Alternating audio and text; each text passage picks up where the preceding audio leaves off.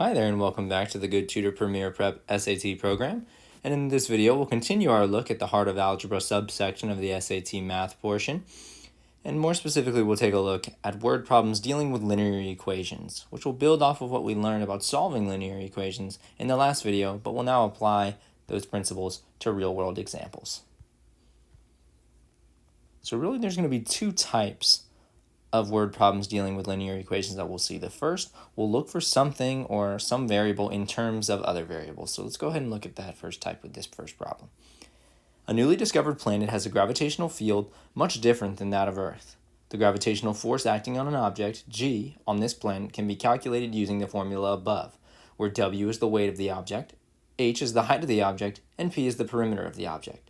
Which of the following formulas could be used to calculate the height of a given object if you know the gravitational force, weight, and perimeter? So when we say in terms of, if we look at that first equation that we're given there, we're given that equation or everything else in terms of g, right? G is the thing that's alone. Well, now when we're asked which of the following formulas could be used to calculate the height, well, now we're going to need this equation or all of the other variables in terms of h, or in terms of height, right? We need this equation in terms of h, which really just means to isolate h, or to solve the equation for h. So that's what we're going to do.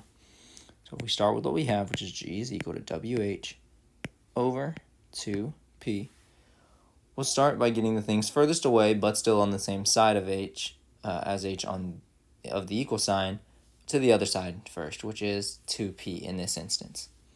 So if we can get 2p to the other side, currently we're dividing by 2p, so we will multiply both sides of the equation by 2p to get 2pg is equal to wh. And now w and h are being multiplied by one another, so now we'll have to divide both sides by w to get h alone. Well, our final answer, being left with h, is equal to 2pg in terms of w, or over w. So now we've solved it in terms of h. And these sorts of problems really just test your ability to isolate a variable in a given linear equation. All right, so let's now take a look at a little bit more difficult example in which we'll have to build our own equation based on the word problem. Dave is on his high school's basketball team. In a scrimmage game against his teammates, he gets 3 points for successfully making a shot from behind the red line and 2 points for successfully making a shot from within the red line. He shoots the ball a total of 8 times and makes X number of shots from behind the red line, and the rest of the shots he makes from within it. Which of the following equations represents the relationship between Dave's total amount of points scored, T, and the number of shots he makes from behind the red line, which again we've already said, right, is X.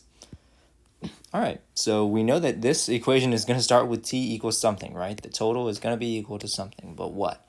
Well, it's going to be the amount of points he scores shooting 3-pointers added to the amount of points he scores shooting the rest of those shots, which are 2-pointers, right? So we say T is equal to the 3 points he makes for each of the shots he makes from behind the line, which we've said is X, right? So 3X plus the 2 points he makes for each shot he makes from in front of the line or within the line. And while we're not given an exact value for that, we do know that he only shoots 8 shots. And if X of those shots are those that he makes from behind the line, well, then the rest must be what he makes from within the line, because it says that he makes the rest of them, right? Or in the rest of the shots he makes from within. So in that case, it would be 2 times 8, or the total number of shots he takes, minus X, which is the number of shots he hits from behind the line, will equal the number of shots that he makes from within the line. So now we'll have to distribute that 2 to the 8 and what will be negative X. And we're left with T is equal to 3X plus 16 minus 2X. And now we'll have to do what's called combining like terms. And our like terms in this case are 3X and negative 2X. 3 take away a 2X will be just X, so T is equal to X plus 16. So our final answer is B. All right, and that's all we have for this video. Up next, we'll have graphing linear equations.